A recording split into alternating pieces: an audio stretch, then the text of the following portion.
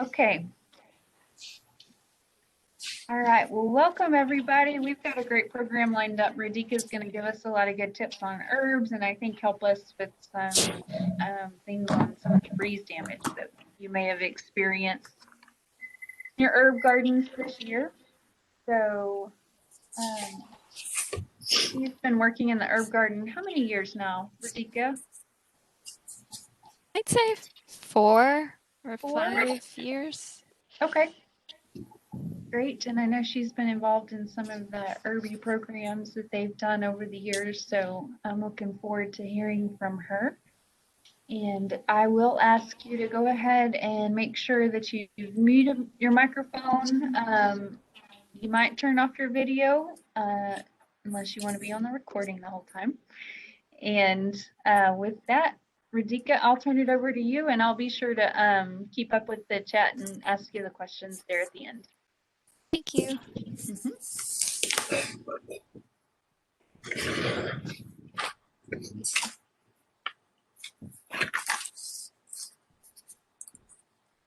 Okay, you should be able to share your screen now.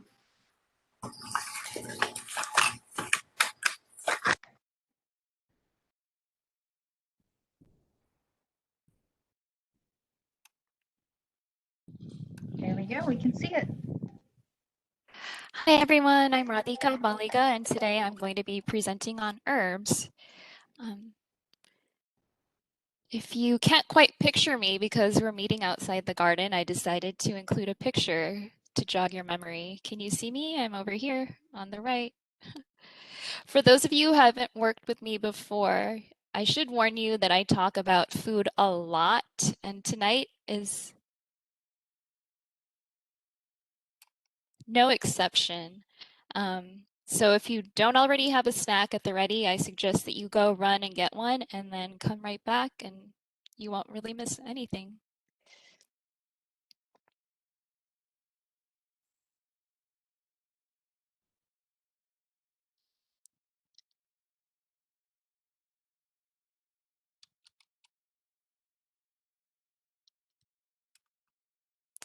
So today's topics are, we're going to start with why garden with herbs. Then I'm going to go into how the herbs fared in the winter storm. And then I'll talk about what you can plant this spring. With the winter storm that we just had, we hit a bump in the road, to say the least, and I thought that this is a nice time to kind of reground ourselves and to ask ourselves why we're doing this and to just reinvigorate ourselves and to re-energize ourselves so that we can go back into the garden to do our work with intention. So let me show you my why. Here's a picture of a bunch of fennel plants, and from far away, they don't really look like anything special. They just look like unassuming plants. They're a little bit wild and untamed, and they look like they might need a good haircut. But if you go and you touch the feathery fronds, you will then start to smell this familiar fragrance and notice, oh, this smells like licorice. And then when you pull those feathery fronds away, you will see edible bulbous fennel at the bottom. Can I interest you in a fennel and grapefruit salad? Then, if you work your way back up to the top of the plant, you will see these gorgeous yellow umbrella-like flowers that bring in the beneficials that help us with pest control. But what's more is that these flowers also give rise to these beautiful seeds. We can collect these seeds and use them in cooking. If you've ever had Italian sausage, you may have tasted fennel seeds.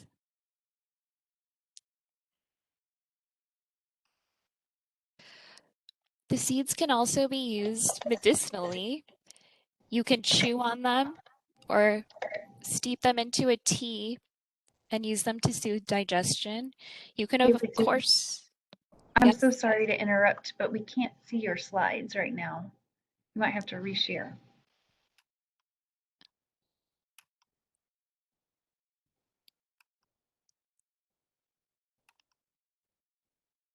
oops, so Where did I lose you?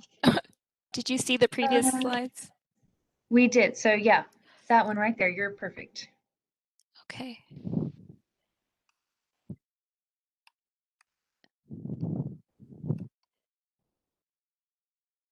So where was I? Okay, we can save the seeds, use them for cooking. We can use them medicinally to heal digestion. We can use them for planting. And very importantly, we can share them, give them to other gardeners, and share similar experiences. So this year, we just let the seeds fall to the ground. And much to my amazement, after that winter storm, we found all these beautiful little lovely fennel seedlings pop up from the ground. And the this is just fascinating to me that we get to watch the life cycle of fennel right before our eyes. And this gives me hope for the future and for our future gardens. And so I bring you back to the original picture of these fennel plants that look very humble, but give us a wealth of experiences. So I hope you see why I love to garden with herbs. Next up, I'm going to give you a garden tour and show you how our herbs fared in our demonstration herb garden. Our demonstration herb garden is at 3151 Southeast Inner Loop in Georgetown. And in our herb garden, we have 11 or 12 themed beds. And we keep changing out the plants every season so that you have something new and exciting to see. Come by whenever you want and just walk around and take yourself on a tour. So this winter storm was a very, very rare event. We had freezing rain and then snow and then sub-freezing temperatures that lasted for over 100 hours, and we even got into the single-digit temperatures. Our garden isn't protected very much with any kind of structures or anything nearby. And we didn't do anything in particular to shelter or cover the plants. All we did was mulch them really well with wood mulch. And we also had some protection from some random white oak leaves that rolled in. So we pretty much just let the herbs kind of sink or swim, and we just were able to see what they did. So the first herb I want to talk about is garlic chives. They have flat blades, so they're different from onion chives that have the round blades, and they are extremely strongly scented. Sometimes after a freeze, if you go out to the garden and you ask yourself what smells like a skunk out here, it might be garlic chives. Um, they are actually very, I think, underused in cooking. And one really easy and impactful way to use them is to make herb butter out of them. I think they're also commonly used in Asian cooking for stir fries, in eggs, and to make dumpling fillings. You can also dry them, grind them, and use them as a substitute for garlic powder. Um, Garlic chives are very aggressive growers, so if you don't already have them in your garden, I would tread lightly and buy one and see if you like it. And they're really easy to propagate. All you have to do is dig out a clump and then just pull it apart, and you just create these little baby plants that you can spread out along your garden. Next up is garlic. Garlic is really easy to plant. All you have to do is in October, just buy organic garlic from the grocery store, break it up into individual cloves, and just plant them in the ground. And this is just a very carefree crop. Once you get them in the ground and they sprout, they need to be fertilized with things, something like fish fertilizer, but they are bulletproof. Just mulch them really well and they will make it through the winter. Um, Typically, we harvest them once the tops go yellow, sometime in the early summer, late spring. But if you want a gardener's treat, I would recommend harvesting your garlic early in the season, and it's called green garlic. You can eat the stems and you can eat the bulbs, and what's really fun is that the papery husks haven't formed around the cloves, so you can just chop it up and use it, and it's a kind of mild flavor garlic, and you don't have to deal with the papery husks. Now I want to talk about onion chives. Um, These have the thin round blades that we were talking about, and in the spring you get these lovely um, pink or lavender colored flowers, which you can use to make tinted vinegars. Um, the onion chives themselves pair really well with anything kind of rich, creamy, and unctuous, so they go well with butter, sour cream, goat's cheese, eggs, and things like that. Again, just like the garlic chives, the propagation is really easy. All you have to do is dig up clumps and divide them and replant them. This is an example of the chive blossom vinegar that I was talking about. You start with a white vine vinegar, or a light colored vinegar, and you put the lavender colored chive blossoms in the vinegar, and it makes it a pink vinegar, which works perfectly in a vinegar based potato salad. Now I want to talk about thyme. This is a picture of French thyme, and in the freeze, just the tips got nipped, but you can just cut those away and you will have a perfectly lovely plant.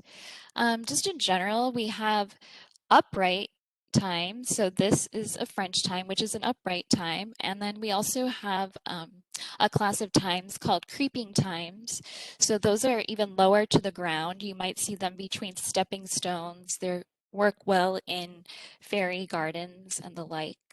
Um, for culinary thyme, I really like the French and also the English. The English is actually my favorite because it's a broadleaf thyme. And so I don't know if, like, for those of you who have cooked with thyme, it's a little bit tedious to take the little leaves off of the stems. So you get a little bit more bang for your buck when you use the broadleaf thymes. Also, I wanted to talk about the lime and lemon thymes. Those are really fragrant with, of course, as you would think, the lime and lemon aromas. So I'd highly recommend those.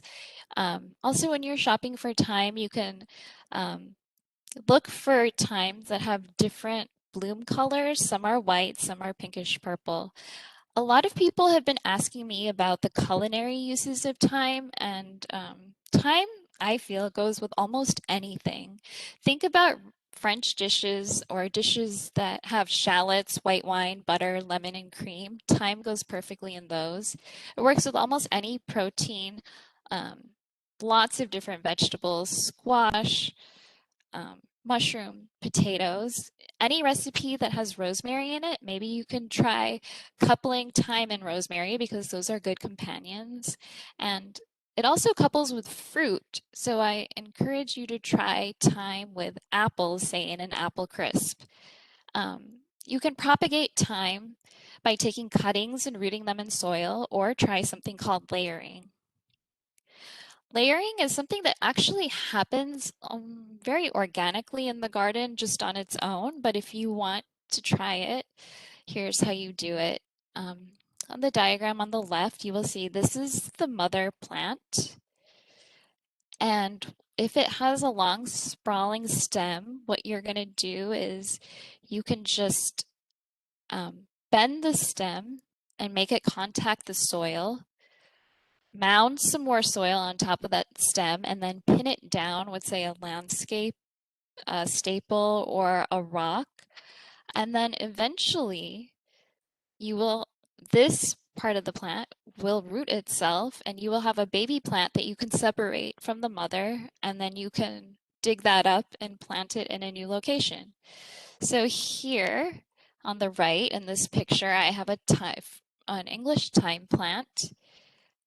This is the mother plant, and it had some sprawling stems, so I just put some soil over them, top them off with a rock, and in a couple of months we will see if I have a couple baby plants. And now I wanted to talk about winter savory. Honestly, this plant was not on my radar at all until a couple of weeks ago. And now that I'm thinking about it, it has winter in the name, so I hope it would have survived this storm. Um, it's about 8 to 12 inches tall, and it has dark green, waxy leaves, and later in the season it'll have white flowers. It's the perfect plant for rock gardens and borders, and it has a nice peppery flavor, and you may have actually had it without even realizing it. It couples well with beans, and so it's used in a French dish called cassoulet.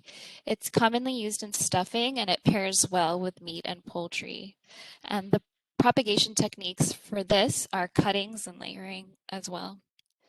The next picture is just a close-up of winter savory leaves. Now I'm going to talk about sage. The varieties of sage in our garden that survived are common sage, which is pictured here, Burr garden sage, which has a broad leaf and a deep dark green, almost bluish color, and also the tricolor sage survived. That has a deep green leaf with cream variegation around the leaf margins.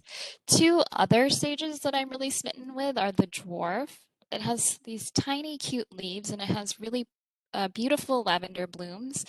And just in doing my research for this presentation, I have been looking and admiring pictures of golden sage.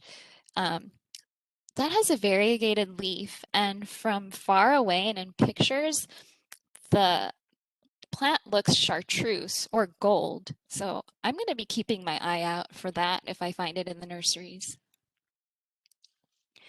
The lavender did quite well, and unfortunately we lost our plant tag, so I'm not able to show you or tell you which varieties survived.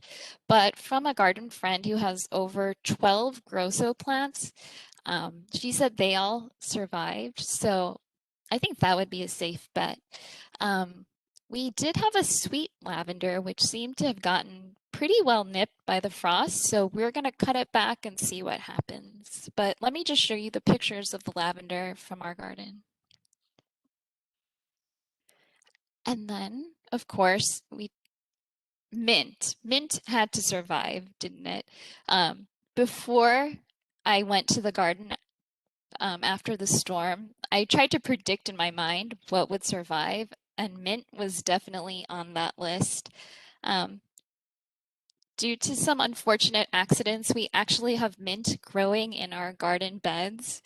So I have to tell you, um, please, please, please always plant your mint in containers and never in the ground. Um, For a classic spearmint flavor, my top choices for mint are Yerba Buena, which is pictured on the left, and Kentucky Kernel because I really love the large leaves. Mint is very versatile. It goes with lots of the spring vegetables like peas and asparagus. And my favorite way to enjoy mint is in Vietnamese recipes. I think it tastes phenomenal in rice paper rolls, cabbage salad, noodle soups, and crepes.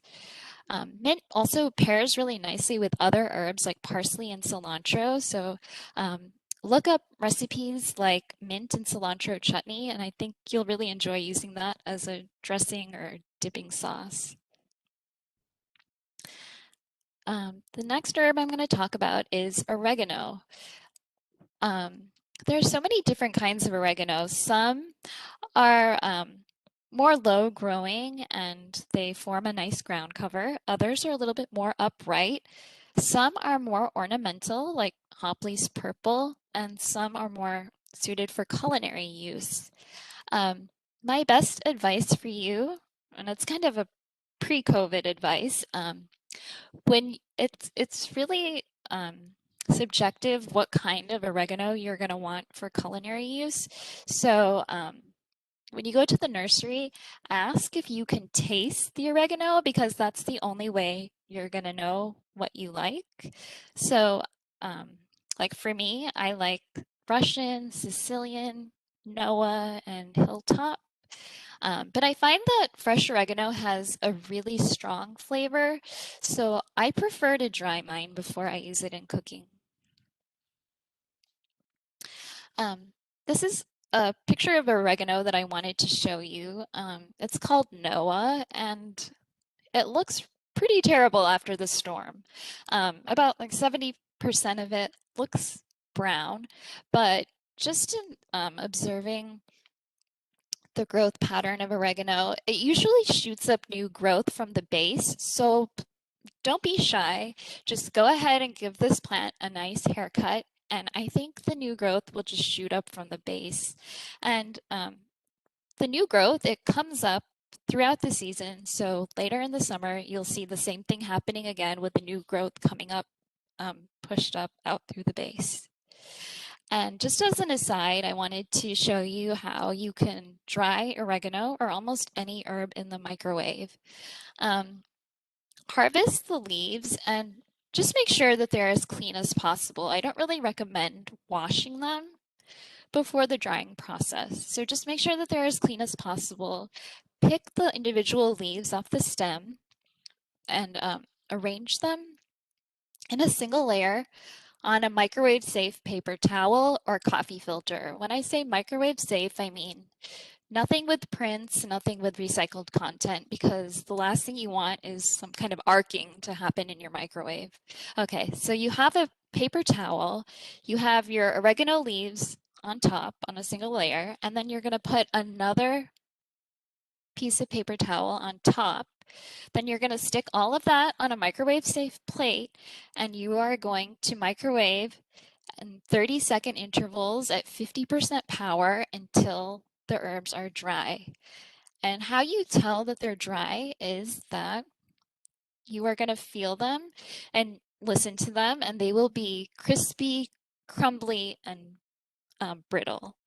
So once you feel that they are dry, I would leave them out uncovered, maybe on your kitchen countertop for a couple hours before you go ahead and put them in a glass jar, seal them up, and put them in the pantry away from light. I would also recommend that you leave the leaves whole, and right before you're ready to use them in your recipe, then crush them so that you release the essential oils. So, in other words, don't crush them when you put them in your jar because that might release the oils and they won't taste quite as fresh when you go to use them.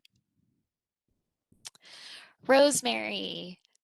I think I got so used to neglecting my rosemary that it was actually the least of my worries. I thought that rosemary would be as tough as nails, but as you can see in the picture on the left, the rosemary did take a hit. For what it's worth, the rosemary on the left, it was called Gorizia, and it had been in our garden for a long time. It was really woody, it's top heavy, and it kind of needed to go. So on Friday, Amy dug it up. The rosemary on the right actually fared better, and so we are going to cut that one back and see if we can get it to return to a nice form. Um, in terms of cold hardy rosemaries, upright rosemary is generally going to be more cold hardy than the prostrate or trailing varieties, but I realize that when you need a trailing variety for to cascade down a wall, a brick wall, you just need one of those. So they're not really substitutes for each other. Um, According to the book Southern Herb Growing, which is written by Texas authors, some of the more cold hardy varieties for the upright are Arp, Hill Hardy, and Salem. And for the prostrate or trailing rosemaries, you want to look for Santa Barbara. The picture on the left is taken in my home garden. That's a Hill Hardy, which I have in a container. And so you'll see that it is upright, but it has more of a loose form, just to show you. I didn't actually get to test the cold hardiness of this because I just kept it in my garage. So I actually do need to replace the rosemary in my front yard. So I am going to try my hand at propagating from this plant if I can't find another one at the nursery. And I know that a lot of master gardeners, like Master Gardener Alice, has demonstrated how to root cuttings of rosemary in water, and Master Gardener Teresa W. has showed me that you can root the cuttings in soil. So I'm going to try my hand at that. Cilantro. Cilantro was really behaved differently in everybody's garden, so it seems. The picture on the left is what our cilantro looked like in the months or weeks ahead of the storm. We had hundreds of cilantro plants.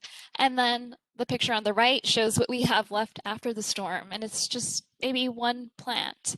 So knowing what I know now, if I could go back, um, I would have just harvested all the cilantro before the storm and then mulch the plants really well with wood mulch and seen what happened.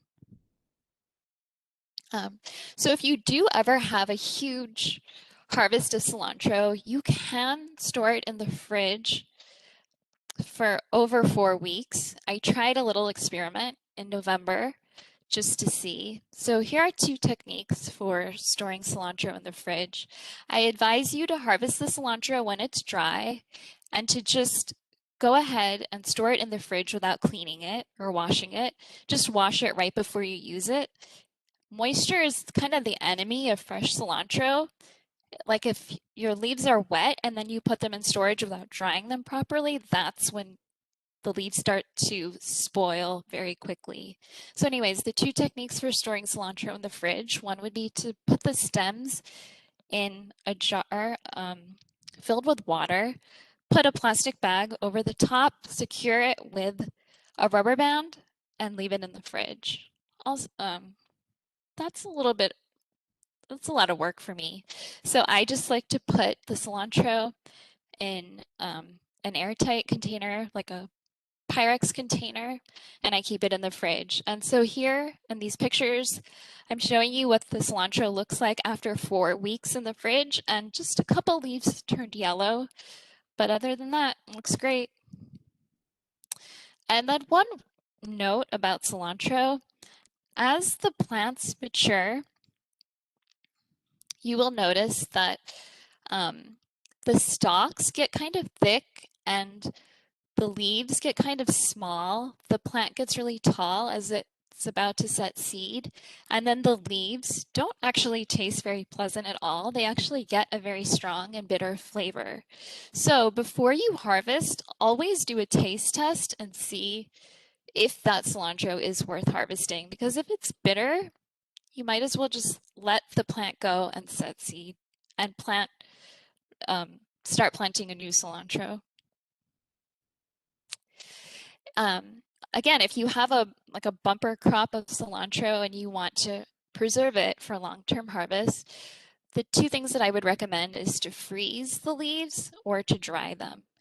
Freezing them is really easy. You can actually just take the whole sprigs and put them in zip-top bags and just take out whatever sprigs you need whenever you're ready to use them.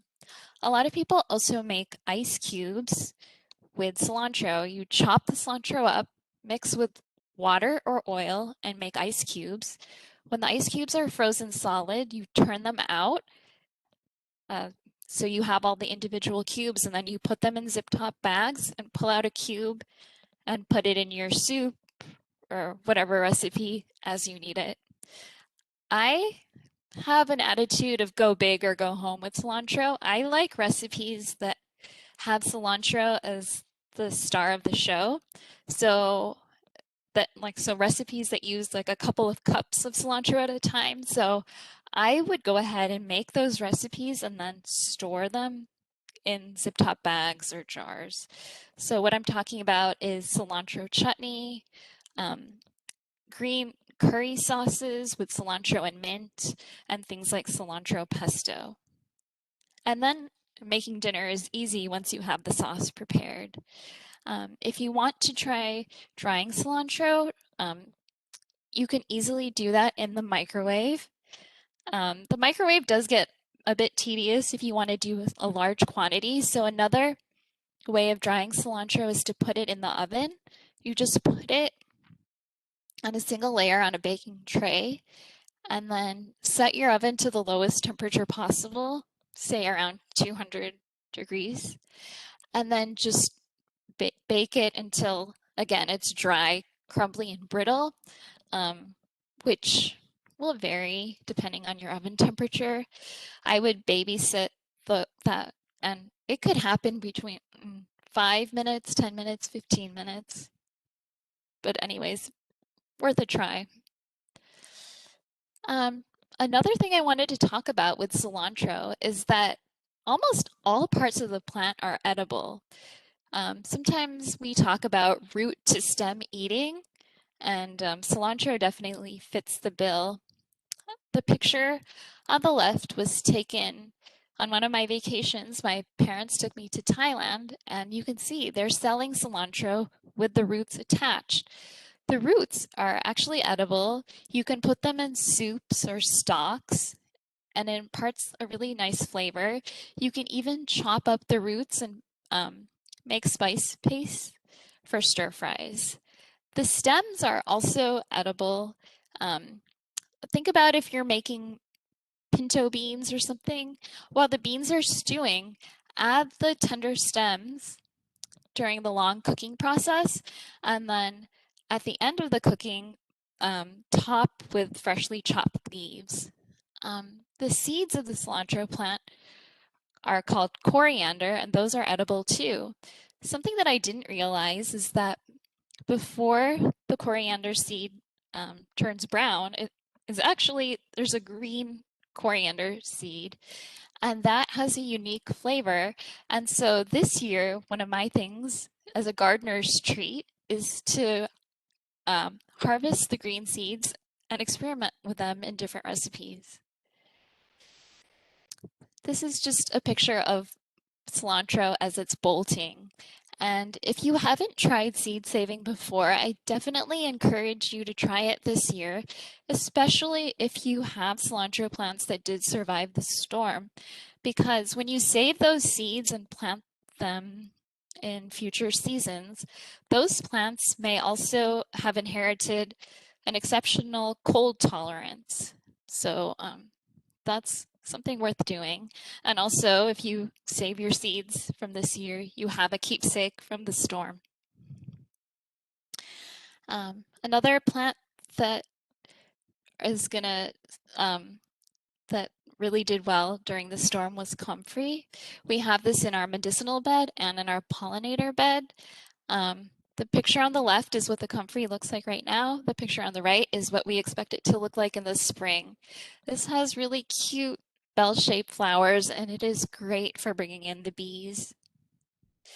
The next picture is purple coneflower. Again, on the left is what it looks like right now. On the right is what we expect it to look like in the spring. This is just a great plant. It's drought tolerant, it's tough, and it brings in butterflies. Mullein is another one that did well. You might notice this when you go on walks or, it's going to be out in nature, growing wild. Um, I really like it because I really like the texture of the leaves. It's something different. But of course, when it does seed out, it seeds out profusely. So just be cautious of that. Other notable survivors in the garden were Santolina, catmint, artemisia, and heel all. The next thing I wanted to talk about was basil, and I call basil the loyal friend in the garden because once you get it planted here in the spring, it will last you for the entire season all the way up until the first frost. Your squash plants might get annihilated by squash vine borer. Your tomato plants might burn out, but basil will be with you for the entire season. And for that reason, I cannot go for a summer without basil. Um, you really must come and visit our demonstration garden in the summer because we have a bed dedicated to basil, and Master Gardener Jane always puts a great selection of basil in that bed. She just really has a knack for scouring all the seed catalogs and finding some really great varieties that most of us have never heard of.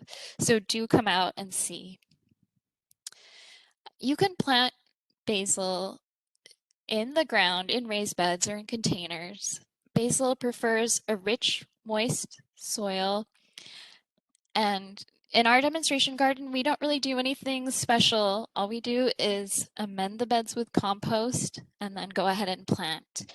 Basil probably prefers full sun, but it can take part shade. If you have part shade, you won't get the most vigorous plants, but that's the conditions I have at my house, and there's still plenty of basil to be had. Basil is great for culinary use, and it's also great in the landscape. I really highly encourage you to put your culinary varieties close to the kitchen or to your house or to a window so that you can see them and access them whenever you want. My top pick for basil, if you can only have one kind of basil, please plant sweet basil. It's the must have all purpose basil. Look for varieties that are slow to bolt. I like large leaf Italian, Genovese, and Isle of Naxos. Those are all good bets. Um, in terms of culinary use, they're great in salads. They go with tomatoes and almost every spring or summer harvested fruit or vegetable. And of course, we can't forget pesto. Basil is an excellent companion plant for tomatoes, but be sure to leave adequate space so that your tomatoes don't smother out your basil. For very large leaves, choose something like mammoth basil. I have not grown this before, but I just picked up a seed packet on a whim at the grocery store. Mammoth basil or lettuce leaf basil are two varieties that have exceptionally large leaves. Jane warned me that the large leaves may wilt in full sun, so this might be the type of basil you will plant if you have part sun. In terms of culinary use, it's supposed to be really good for lettuce wraps and also good for pesto. If you like fine leaves and some structure to your basil, try spicy globe basil, pea stew basil, or boxwood. These are super cute in containers.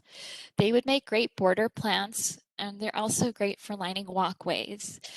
I've grown them before, and I thought that they were really cute. Like I said, great for structure in the garden, but they're a little bit tedious to pick the leaves, so not my top choice for culinary, but if you do like fine garnishes and such, definitely try it. For colorful leaves, try purple basil varieties. We have dark opal, red Reuben, purple ruffles, which is pictured, and red Krishna Tulsi. The color is really brilliant and deep right at the beginning of the season and can fade away in the summer heat.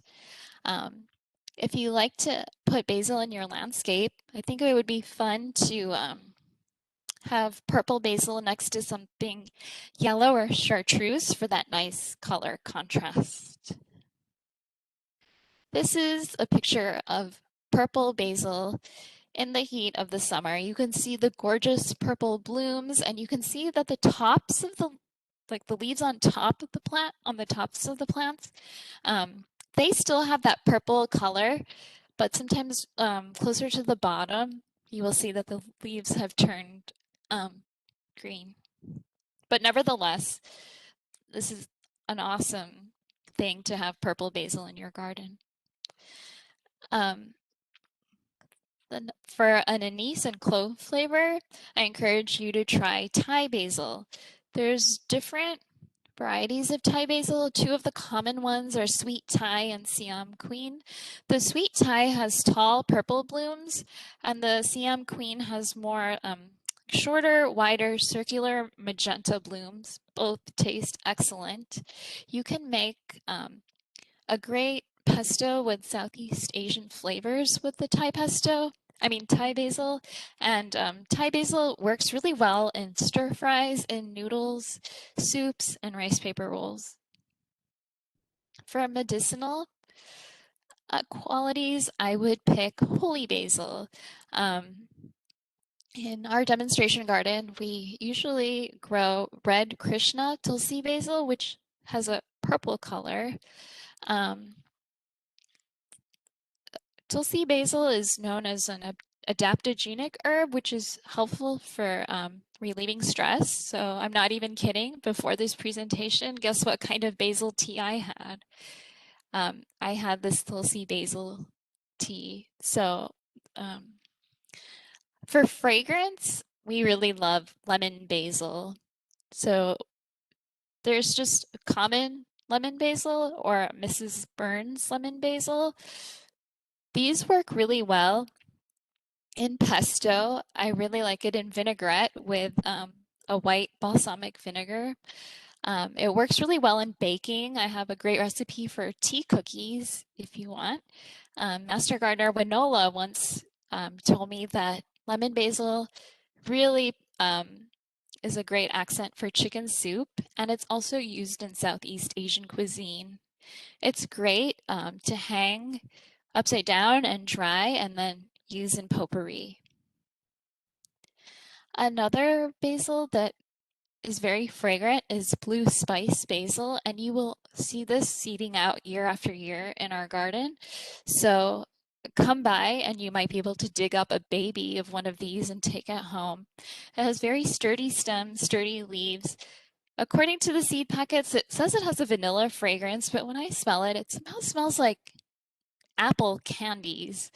I have not actually used it in cooking, but I hear that it's good in fruit salad. For showy blooms, try cardinal basil or balsamic blooms basil. One really nice thing to do with this basil is to make a mass planting of it. A couple years ago, we went to Festival Hill near Round Top for a field trip.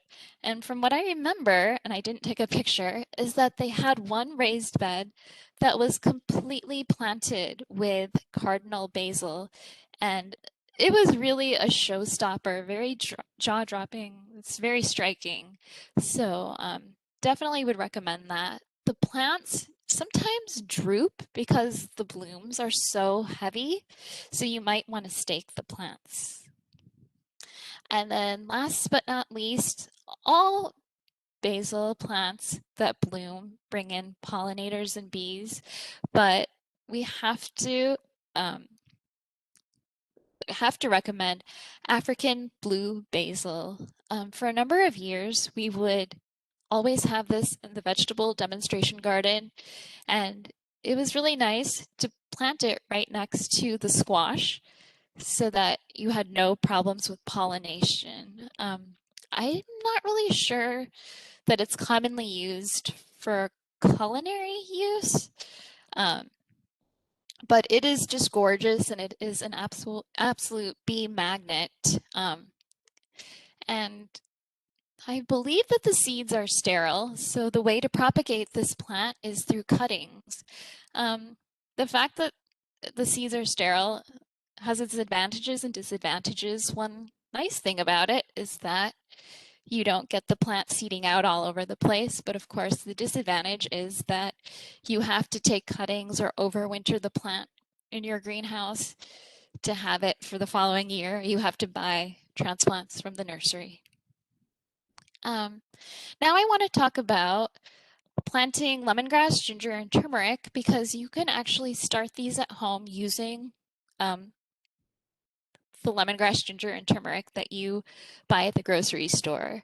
At the bottom, I say learn with me because I'm not actually an expert at this. This is actually like my first or maybe second attempt at trying this. So um, let's do this together. This is lemongrass that I planted a couple years ago at the demonstration garden. It has a nice structural appeal to have this nice kind of grassy looking plant. Um, and a lot of people ask me if it keeps the mosquitoes away, and I'm gonna go with no. That's probably not a great reason to plant this lemongrass. and a lot of people are telling me that they grow it, but they don't know exactly what to do with it. So, um, first of all, when you grow it, let the plant mature enough so that you get nice bulbous looking stalks, um, which I show here. You actually have to go down to the base of the plant when you want to harvest and cut as close to the soil line as possible to get the stalks. They are really good in Thai and Vietnamese dishes, and they make excellent tea. So to start, and if you have a bumper crop of lemongrass, a really nice thing to do is to store it in the freezer. All you have to do is cut it up into pieces that fit inside a zip top bag, put it in the freezer, and it's good to go. If any of your recipes call for minced lemongrass, I highly recommend taking the frozen lemongrass and then just grating it with a sharp microplane, and then you have really finely minced lemongrass that works perfectly in recipes. And the top leaves of the lemongrass, like these leafy tops, don't throw those away. Those actually make really good tea as well. You can fold those into little wreaths like I show here, and then dry them on just a rack, and then now you have these little wreaths that you can put in hot water and make lemongrass tea. So all you have to do is buy lemongrass from the grocery store, and then um, root it. To root it in water, you just stick it in a jar that's filled with a couple of inches of water, put the lemongrass stalks in there, put that jar in a sunny window or on your kitchen countertop, and within a few weeks you will see that little roots start emerging from the stalk. And then when those roots get to be a couple inches long, you can go ahead and plant this. And that way you're not relying on nursery transplants. Now I wanted to talk about ginger and how to plant it. So go to the grocery store and buy the most fresh looking supple ginger that you can find, and make sure that it has these kind of eyes or bumps on it, because this is what's going to sprout above the ground for the greenery. Um, so anyways, you bring home your ginger and you cut it into 2-inch wide pieces, and make sure that each little segment has a couple of eyes in it so that they sprout. Set your pieces aside for a few days to let them callus over. Optionally, you can soak your pieces of ginger before planting them. Soaking is the purpose of it is to get rid of any growth retardants that may or may not have been sprayed on the ginger. As far as the soil, you want a rich, well-draining soil, and if you're planting in a container, make sure that it's 10 to 12 inches deep minimum. Plant the ginger pieces 6 to 8 inches apart and 2 to 4 inches deep, and place your container or in a protected area that's protected from wind, and put your container where it will get at least between 2 and 5 hours of light per day. Um, Water the plants regularly and then feed them. And then in 8 to 10 months, you should have ginger to harvest. Incidentally, Master Gardener Sonia is going to be growing ginger in the demonstration vegetable garden this summer. So that's something new that I don't think that we've done in our demonstration garden before. So I'm really looking forward to that. And I know that Sonia grows lots of different kinds of ginger in her own backyard. So we'll get to learn from an expert. And if you want more details on how to plant, just Google AgriLife ginger and you will find a planting guide. Turmeric is very similar to ginger, and it's here I show a picture of turmeric right before I'm ready to plant it. Again, pick pieces that have those little eyes on them so that they'll sprout, and don't forget to use the turmeric leaves as well. My mom is always telling me that they are really aromatic and useful for steaming. So if in fact I don't have enough time in the season to actually get turmeric rhizomes to harvest, I will for sure be harvesting the leaves to use. So that sums up my presentation. Thanks so much for having me tonight, and let's see what questions you might have. All right. Thanks, Radhika. That was great. Definitely learned a few things. Okay, let's see. We did have a few questions come into the chat and lots of comments too about what survived the freeze or didn't. One question from uh, Michael is that half of his oregano turned brown and the rest seems good, so he's worried about cutting it all the way back. Will it come back? Guess. I I would just cut back what's dead and see what happens. Yeah, I would cut back that's what we're doing because we Mhm. kind of want to know so that we can get on with the spring planting. So we are cutting things back. And when we did cut stuff back, you could actually see some green underneath that all that brown dead stuff. Mhm. And another thing you can do is try your hand at propagation. If you see like on the margins some green, cut those um, stems and then try rooting them in soil and try to create some baby plants that you can later plant if the other plants don't make it. Or if you feel bad about throwing those plants away, also you can cut whatever green is there and dry it or use it in the kitchen so that at least you feel like you're using the plant instead of just throwing it out.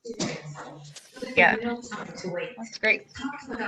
Okay, we have a question from Beverly asking about the name of the medicinal Thai basil.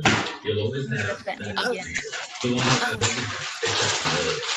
it's holy basil or Tulsi basil. Yeah. The standard green one is just holy basil, Tulsi basil, and uh, there's different colors. So the one that we plant at the demonstration garden is called Red Krishna. Okay, great. That helps. Lots of comments about uses. Anne suggests if you rub lemongrass on your skin to keep the bugs away. That sounds like a good plan. Except sometimes you can get kind of irritated or burned by the lemongrass stalk. So some of us have to be careful of that. Good tip. Good to know. Uh, we have one who asked if there are any good nurseries to buy herbs at. And I would say check the different local nurseries. We've got some growers around here that sell to local nurseries, but you can find them at your box stores too. And We- even the grocery stores have herbs from local growers. They do, yes. So check that out too. Sometimes you get really nice sales. Hmm. I think the best thing is to just check the plant and make sure that it's healthy and growing well and not root bound because it's been there for a while. So you That's a can good find tip. good stuff anywhere. Okay, lots of compliments to you, Radhika, in the comments. So thanks again so much for giving a presentation. That's all the questions that we have. Oh, wait, I spoke too soon. We have one more coming in. Oh, no, just another comment about Mexican oregano as a ground cover in a front garden. That's great. That's a cool comment. Okay. Uh, yeah, I think that those are all the questions that I'm seeing. Um, but great job. Appreciate your presentation. And this will be recorded and posted on the Master Gardener website. So if you need to go back and remember something or want to share it with a friend who's interested in herbs, we've got a spot where you can do that. Thank you. And I hope you guys found that herbs are awesome. So I really encourage you to use them not only in your culinary garden, but in your landscape as well. Thank you. Yeah. All right. Thank you, everybody. We'll hope to see you soon.